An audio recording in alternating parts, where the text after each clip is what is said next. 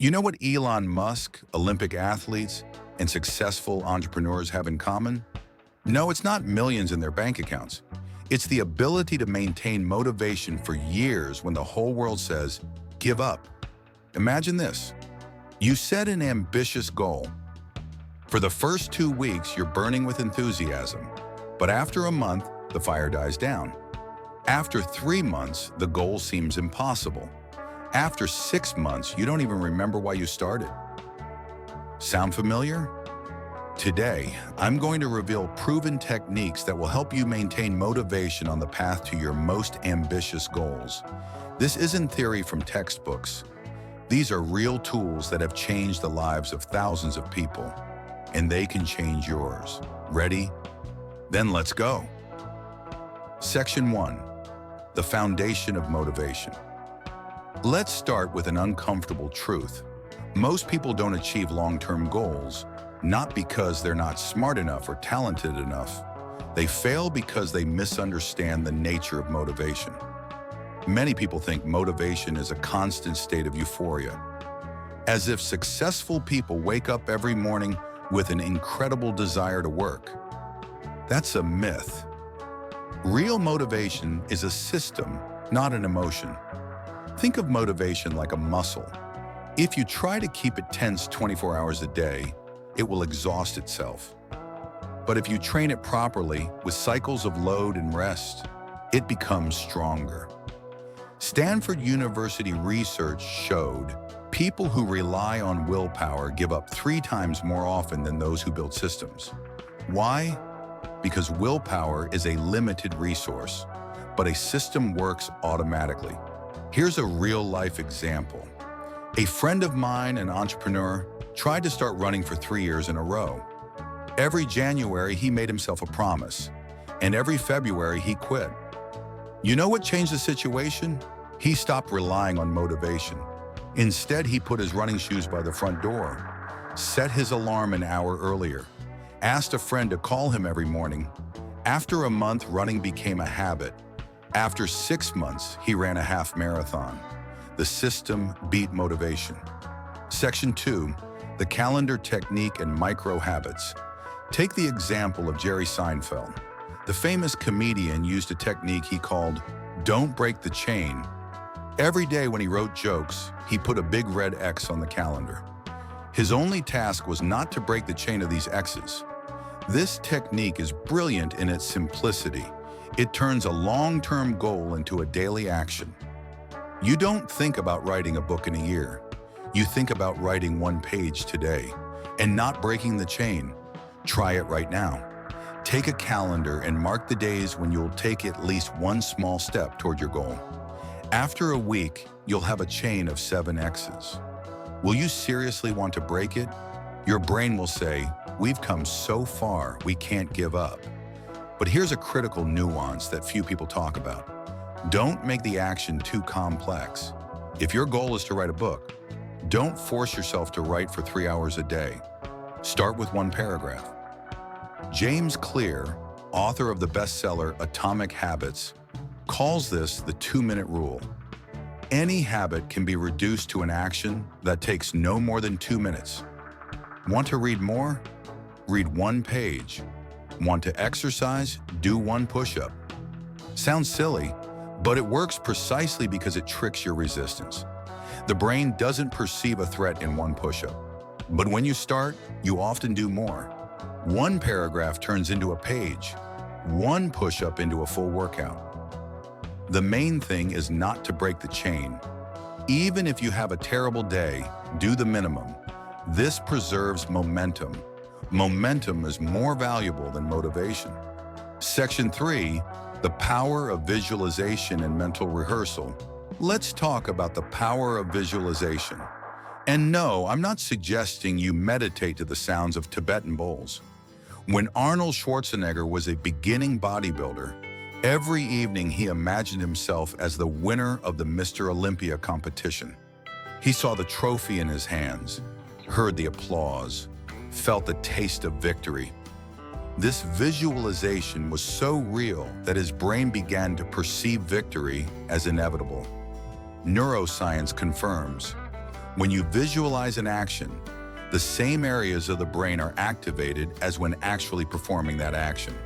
Your brain trains even when you're just imagining success. But there's an important nuance.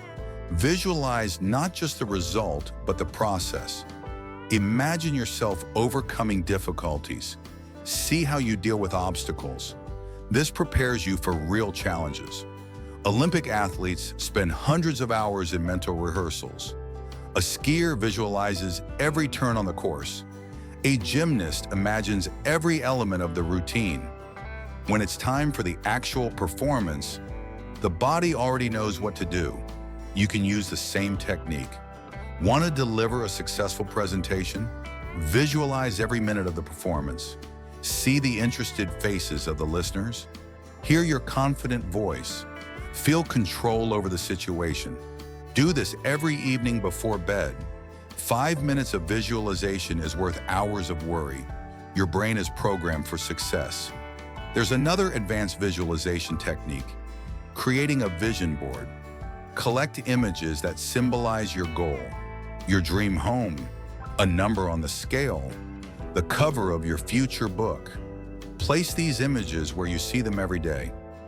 Jim Carrey, when he was an unknown actor, wrote himself a check for $10 million. In the foreline, he wrote, "For acting services." He carried this check in his wallet for years. Visualize the moment when he would receive such a fee. And you know what?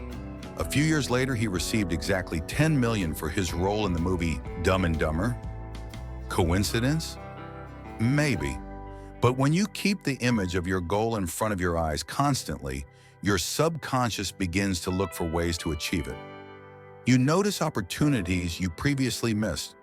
You make decisions that bring you closer to your goal. Section 4. Environment, your secret ally or enemy.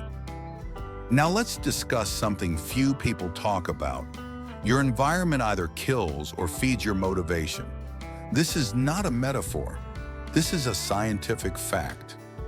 A Harvard study showed if your friend gains weight, your chances of gaining weight increase by 57%. The same works with goals, habits, and motivation. You become the average of the 5 people you spend the most time with. Look at your social circle right now. Do these people support your goals? Or are they the first to say, "Come on, that's unrealistic"? If it's the latter, it's time to change something. I'm not calling on you to abandon your friends, but realize every person in your life either pulls you up or pulls you down. There are no neutral ones. Spend more time with those who inspire, less with those who devalue your dreams. Find at least one person who has already achieved what you're striving for. One mentor is worth 1,000 motivational videos. Why? Because they're living proof that your goal is achievable. Steve Jobs' story clearly demonstrates this.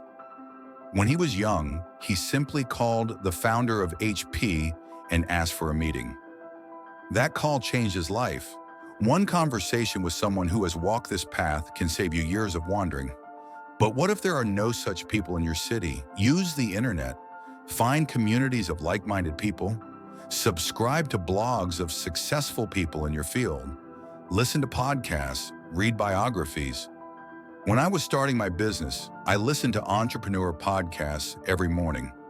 This created the illusion that I was surrounded by successful people. My brain absorbed their mindset. After a year, my results changed dramatically. Not because I became smarter, but because I changed my mental environment. And one more thing.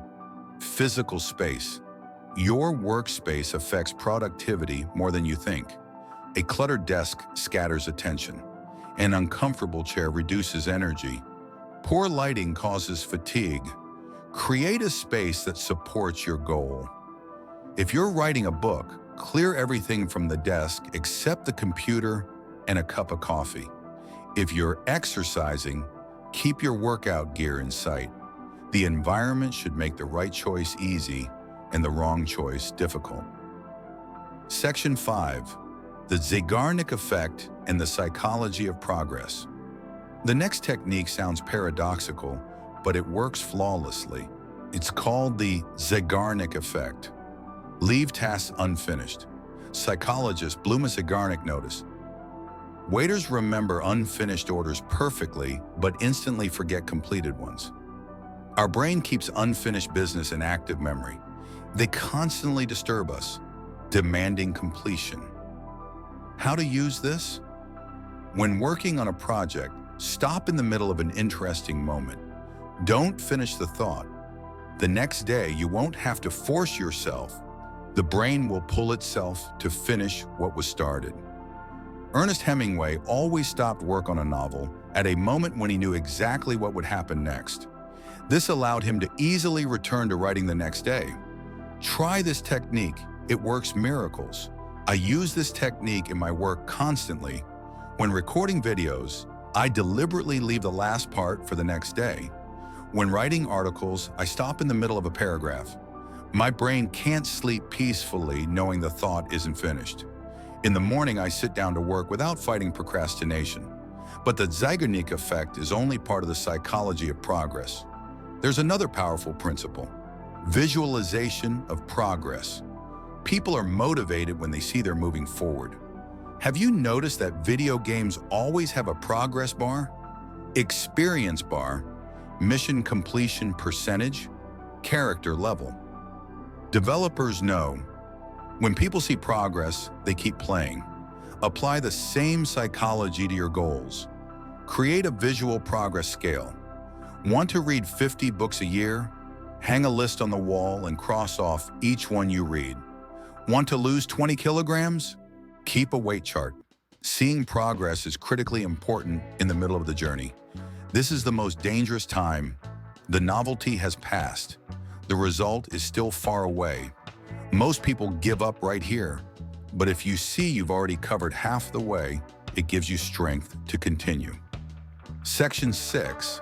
Celebrating wins in the reward system. Now let's talk about the most underestimated technique: celebrating small victories. Most people wait for the finale to celebrate success. This is a huge mistake. When you achieve a mini goal, your brain releases dopamine, the pleasure hormone. This chemical signal says, what you're doing brings reward. Continue. This is how winners' habits are formed. A marathon runner doesn't wait for the finish to feel satisfaction. They rejoice at every kilometer overcome. A writer doesn't wait for book publication. They're proud of every chapter written. Create a system of micro rewards. Ran a kilometer, put a check mark. Wrote a page, praise yourself out loud. Yes, this may seem silly, but it works because it speaks to the part of the brain that controls habits. Here's a concrete example. One of my friends wanted to learn Spanish. He created a table with cells. Each cell represented 1 day of study, 100 cells total. Every day after studying, he colored in one cell with a gold marker. This seems childish, but you know what? After 100 days, he was speaking Spanish fluently. Why did the technique work? Because every day he received visual confirmation of progress. Each colored cell was a small victory. Rewards can be different. Someone buys themselves something nice after achieving a mini goal. Someone allows themselves a favorite activity. The main thing is that the reward comes immediately after the action. The brain must establish the connection. Action equals pleasure. But be careful with rewards. They shouldn't contradict the goal. If you're losing weight, don't reward yourself with cake for a week of dieting. If you're saving money, don't buy an expensive thing for a month of economy. The reward should support, not destroy progress. Section 7. The contrast technique and the power of why. The next tool is the contrast technique. It's based on a simple principle. We don't value what we have until we see the alternative. Imagine your life in 5 years if you don't change anything. The same job, the same habits, the same results. Now imagine life if you achieve your goal. Feel the difference physically. Where is there more freedom? Where is there more joy? This contrast is the most powerful fuel for motivation. Write down both scenarios. Reread them when you want to give up. The fear of staying in place should be stronger than the fear of failure. Bill Gates once said, "Most people overestimate what they can do in a year and underestimate what they can do in 10 years." This is a key thought for understanding long-term motivation. We live in a culture of instant results. We want a flat stomach in a week, $1 million in a month, fluent English in 3 days. These expectations kill motivation faster than anything else. The reality is, meaningful changes take time. Bamboo grows underground for 5 years without showing a centimeter above the surface. And then in 6 weeks, it grows 30 meters. Your efforts work even when results aren't visible. Adopt the philosophy of a marathon runner, not a sprinter. Measure progress in months and years, not days. This frees you from the pressure of instant success and allows you to focus on daily actions. But here it's critically important to understand your why. Simon Sinek, author of the book Start With Why, says people don't buy what you do, they buy why you do it. The same goes for motivation. If your why is superficial, motivation will disappear at the first obstacle. Want to lose weight to look good on the beach? Weak why. Want to be healthy to see your grandchildren grow up? Strong why. Find your deep why. Ask yourself 5 times in a row, why do I need this? Each answer digs deeper. By the 5th time, you'll get to the true reason. This is your anchor in the storm of doubts. Section 8, Public Commitments and Accountability Partners. Now let's discuss the technique of public commitments. When you announce a goal publicly, you activate the most powerful psychological mechanism, the fear of inconsistency. Nobody wants to look like a person who throws words to the wind. When you told friends you'd run a marathon, now you can't just change your mind. Your reputation is at stake, and this becomes an additional source of motivation. But be careful. Tell about goals to the right people, not those who will judge you for failure, but those who will support you in the process. Find an accountability partner, someone to whom you'll report weekly. An entrepreneur shares their goals with a business coach, an athlete with a trainer, a writer with a literary community. This external accountability doubles the chances of success. Research shows, when you just think about a goal, the probability of achieving it is 10%. When you write it down, 42%. When you make an action plan, 50%. But when you share the goal with a friend who will regularly ask about progress, the probability soars to 75%. Find such a person. Agree to report once a week. This can be a friend, colleague, or even an online community. The main thing is regularity and honesty. I use this technique constantly. I have an accountability partner, an entrepreneur friend. Every Sunday we call for 30 minutes. Share goals for the week, report on the past week. This simple action doubled my productivity. There's another psychological trick, bets. Make a wager with a friend. If you don't fulfill the promise, you pay a penalty. This can be a monetary amount or an unpleasant task. The fear of loss motivates more strongly than the prospect of winning. One writer made a bet with a friend. If he didn't write a book in a year, he'd donate $1,000 to an organization he hates. It worked. He finished the book in 11 months because the thought of his money going there was unbearable. Section 9, Energy Management and Biological Rhythms. Another critically important technique is managing energy, not time. You can allocate 3 hours to work on a goal, but if you have no energy, those 3 hours will be wasted. Research shows our brain works in 90-minute cycles. After each cycle, rest is needed. Ignore this. You lose effectiveness. Respect biology. You double results. Determine your best time of day. For most people, it's morning, the first 2 to 3 hours after waking up. Protect this time like the apple of your eye. No social media, calls, meetings.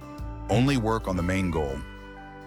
Writer Haruki Murakami gets up at 4 in the morning and writes until 9, every day without exceptions. This discipline allowed him to write dozens of bestsellers, not because he's a genius, but because he respects his energy. But energy depends not only on time of day, it depends on sleep, nutrition, movement. If you sleep 5 hours, eat fast food, and don't move, no motivation techniques will help. You simply won't have energy to act. Treat yourself like a professional athlete. They don't go to competitions tired and hungry. Why do you approach your goals in such a state? Your body is a tool for achieving goals. Take care of it. Sleep at least 7 hours, drink enough water, move at least 30 minutes a day. Eat real food, not products from packages. These aren't bonuses. This is the foundation. Without it, any motivational system will collapse. And one more thing, digital detox. Every notification on your phone steals your energy and attention. Every minute on social media depletes your ability to concentrate on the main thing. When working on a goal, put your phone in airplane mode. Close all browser tabs except necessary ones. Create barriers between yourself and distractions. The more energy goes to fighting temptations, the less remains for movement toward the goal. Section 10, Feedback and Course Correction. The next principle is feedback is more important than motivation. You can be super motivated, but if you're moving in the wrong direction, motivation will only accelerate failure. Create a measurement system. What can be measured can be improved. Want to lose weight? Weigh yourself every day. Want to read more? Count pages. Want to grow professionally? Track practice hours. This data gives an objective picture of progress. When motivation drops, numbers become a compass. They show you're really moving forward, even if it doesn't feel that way. But measurements must be correct. Don't measure what doesn't matter. An entrepreneur who counts work hours instead of results is deceiving themselves. A writer who's proud of word count but not text quality is wasting time. Find metrics that truly reflect progress and be honest with yourself. If numbers show the method isn't working, change the method, not the goal. Einstein defined insanity as repeating the same action, expecting a different result. If your approach hasn't given results for 3 months in a row, it's time to change the approach, not the goal. Conduct a weekly progress audit. Every Sunday, ask yourself 3 questions. What worked this week? What didn't work? What will I change next week? These 15 minutes of analysis are worth dozens of hours of meaningless effort. One entrepreneur told me he spent a year trying to launch an online course, worked 12 hours a day, but there were no sales. In a weekly audit, he finally admitted the problem wasn't the amount of work, but the choice of audience. He changed his approach. 2 months later, the course began bringing stable income. Data doesn't lie. Emotions lie. Opinions lie. But numbers show reality. Listen to them. Section 11, Redefining Failures and Growth Mindset. And the last but incredibly powerful technique is redefining failures. Most people abandon goals after the first serious failure. They perceive failure as a sign. This isn't for me. Successful people see failures differently. For them, it's data. The experiment showed what doesn't work. Excellent.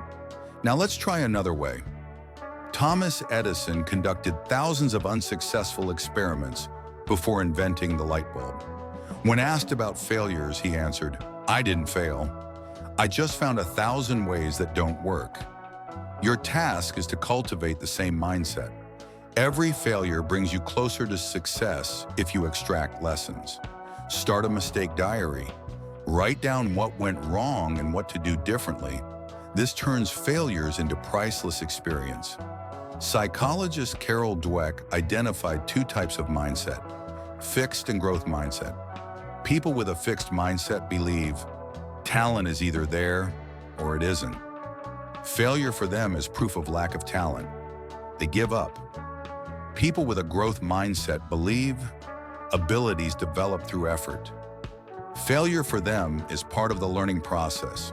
They continue. Research shows growth mindset can be developed. Start noticing your internal dialogue. When something doesn't work out, what do you tell yourself? I'm a failure, or I haven't learned yet. Add the word yet to any negative statement. I can't do this yet. This doesn't work yet. This little word opens the possibility of growth. Look at children. A child falls hundreds of times learning to walk, but they don't think, walking isn't for me. They just get up and try again. Somewhere in the process of growing up, we lose this persistence. Get it back. Another important point, celebrate effort, not just results. If you praise yourself only for victories, you train the brain to avoid challenges. Why risk if defeat means failure? But if you praise yourself for the attempt, for persistence, for willingness to risk, you train the brain to accept challenges. The result isn't guaranteed, but growth through effort is guaranteed. Professional athletes understand this intuitively. They lose matches, but don't consider themselves failures. They analyze the game, adjust strategy, train harder. A loss is feedback, not a verdict. Section 12, rituals and triggers. Now let's talk about the power of rituals. Rituals are sequences of actions that signal the brain. It's time to work. They create a psychological switch between ordinary life and achievement mode. Every successful person has rituals. Steve Jobs wore the same clothes every day. This removed unnecessary decisions and saved energy for what's important. Beethoven every morning brewed coffee from exactly 60 beans.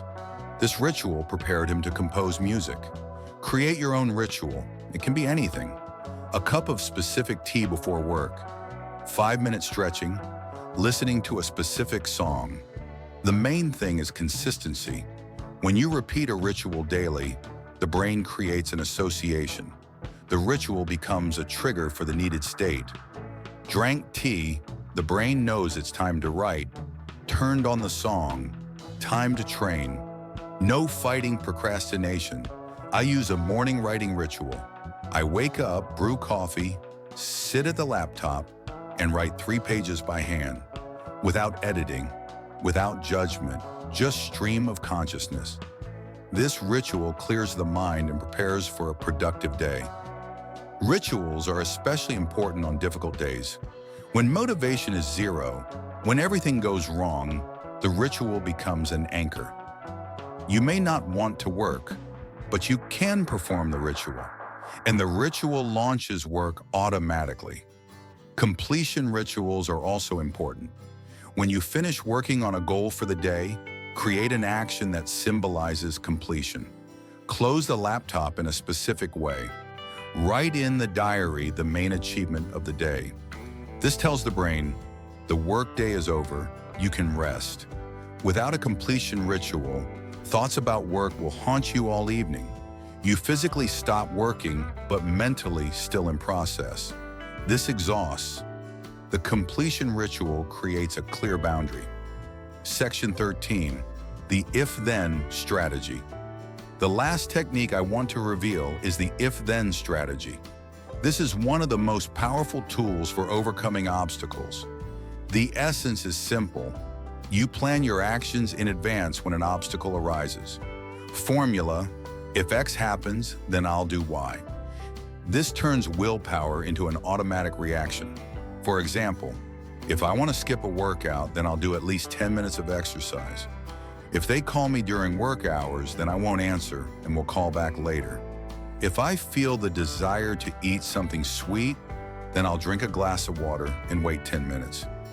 Research shows people using the if-then strategy achieve goals 2 to 3 times more often. Why? Because they don't rely on willpower at the critical moment. The decision is already made in advance. When an obstacle arises unexpectedly, we're in stress. Stress depletes willpower. We make an impulsive decision that doesn't match our goals. But if the decision is planned in advance, we don't need to think. We just execute the plan. Sit down right now and write down 3 main obstacles on the path to your goal. For each, create an if-then plan. This will take 10 minutes, but it will save dozens of hours of fighting temptations. Here's a real example. One businessman tried to start exercising in the mornings, but constantly hit snooze and kept sleeping. He created a plan. If I want to hit snooze, then I'll get up and take 3 deep breaths by an open window. 3 breaths isn't a workout, but when he got up and breathed, he was already awake. And the decision to go to the gym came easily. After a month, morning workouts became a habit because he eliminated the main obstacle, the moment of waking up. The if-then strategy works for any situations. If tired, then I'll take a 5-minute break. If don't know what to do, then I'll return to the action plan. If doubt about the goal appears, then I'll reread my why. Automate correct decisions. Eliminate the need for choice at critical moments. This is the secret of discipline. Section 14, integrating all techniques. So we've covered 12 powerful techniques, but here's what's important to understand. You don't need to use them all simultaneously. This will overload the system and lead to action paralysis. Start with 1 or 2 techniques. Implement them in your life. Let them become automatic. Only then add the next ones. Building a motivation system is a marathon, not a sprint. Which techniques to choose first depends on your weakness. If the problem is starting, use the 2-minute technique and rituals. If the problem is consistency, Seinfeld's calendar and accountability partner. If the problem is energy, managing sleep and nutrition. Diagnose your main problem. Attack it purposefully. Don't scatter. Here's a simple action plan for the first month. Week 1, choose 1 technique and implement it. Week 2, continue the first technique, add a second. Week 3, work with 2 techniques, evaluate results. Week 4, if necessary, adjust the approach or add a 3rd technique. After a month, you'll have a working system. Not perfect, but working, and then you'll just improve it based on feedback. Remember, the goal isn't to be perfectly motivated every day. The goal is to act even on bad days. The system makes this possible. When motivation is at maximum, the system isn't needed. You're already full of energy. But when motivation drops, when you want to give up, when it seems the goal is unattainable, that's when the system saves you. The system is a safety net. It doesn't let you fall in moments of weakness. It carries you forward even when you don't feel the strength to carry yourself. Final thoughts before the conclusion. You know what the main difference is between successful and unsuccessful people? Not talent, not luck, not connections, but the fact that successful people continue to act when everyone else stops.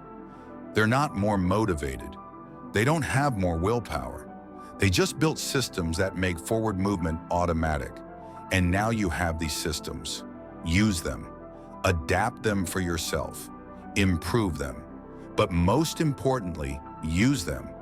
Knowledge without action is useless. You can watch 1,000 motivational videos, but if you don't apply a single technique, nothing will change. Here's a challenge for you. Right now, without closing this video, take your phone. Open Notes. Write, my main goal for this year. Under it, write, 1 technique I'll implement this week and 1 specific action you'll do today. Did it? Excellent. You're already 1 step closer to your goal than you were 10 seconds ago. So we've covered 12 techniques that work.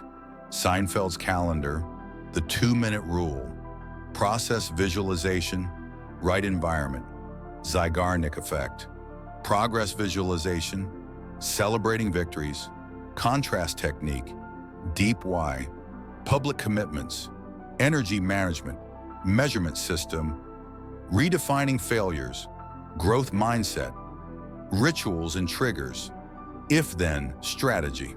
This isn't theory. These are proven tools that have changed thousands of lives. Now you have the map. All that's left is to start the journey. But you know what's most important? Start right now, not tomorrow, not on Monday. Today, choose one technique from this video. Implement it in your life for the next week. Just one. Then add a second. This way, step by step, you'll build a system of unbreakable motivation. A system that will work even when you don't feel the strength. If this video ignited a fire in you, hit the like button. If we get 5,000 likes, I'll film a continuation with even more powerful techniques that almost no one knows about. Advanced strategies for those ready to reach a new level. Subscribe to the channel and hit the bell so you don't miss the next video.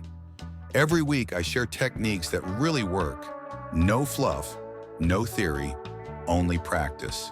And now the most important thing. Write in the comments, what goal are you pursuing right now? And which technique from this video will you implement first? Let's create a community of people who don't just dream, but act.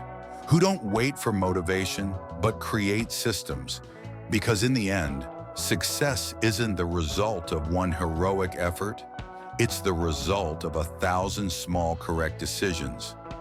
Decisions you make every day, even when you don't want to. Especially when you don't want to. You're stronger than you think, more capable than you believe, and closer to your goal than it seems. Just keep moving, one step at a time, one day at a time, one technique at a time. See you in the next video. And meanwhile, forward to your goals. Time to act. Start right now.